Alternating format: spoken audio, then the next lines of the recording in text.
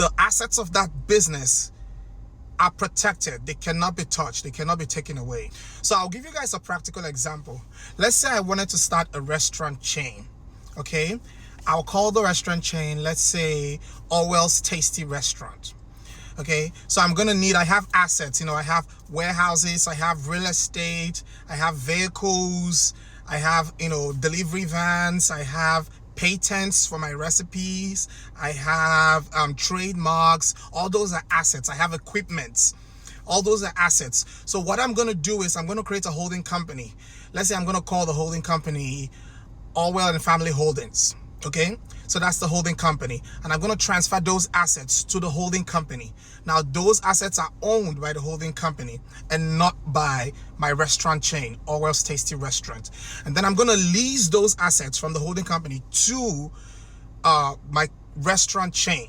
So Orwell's Family Holdings is going to lease those assets that it owns to Orwell's Tasty Restaurant. So now those assets are not owned by Orwell's Tasty Restaurant. They are leased to Orwell's Tasty Restaurant.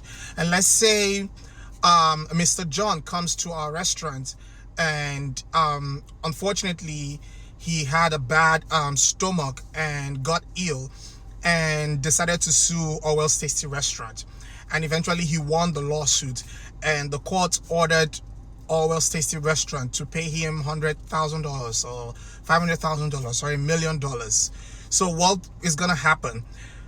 Mr. John and his lawyers, they cannot touch our assets. Our assets are protected because those assets, when they come and look into the business finances, they're only going to see debt because those assets belong to another company. It doesn't belong to us. Legally, they can only take what belongs to Orwell's Tasty Restaurant. So if you have a business or you have a company that has enormous assets, and the life of your business really depends on your assets. If those assets are taken away, your business dies, right? So you have to protect those assets using the corporate veil, okay? So create a holding company, transfer all your assets to the holding company, which doesn't do any goods or service. So there it's very limited avenue for that holding company to be sued because it doesn't transact with customers. It doesn't sell any goods. It doesn't sell any service, right? So they are safe for the holding company. So transfer all those assets to the holding company and then lease those assets to your company, which actually sells goods and sells services. So in the event of a lawsuit,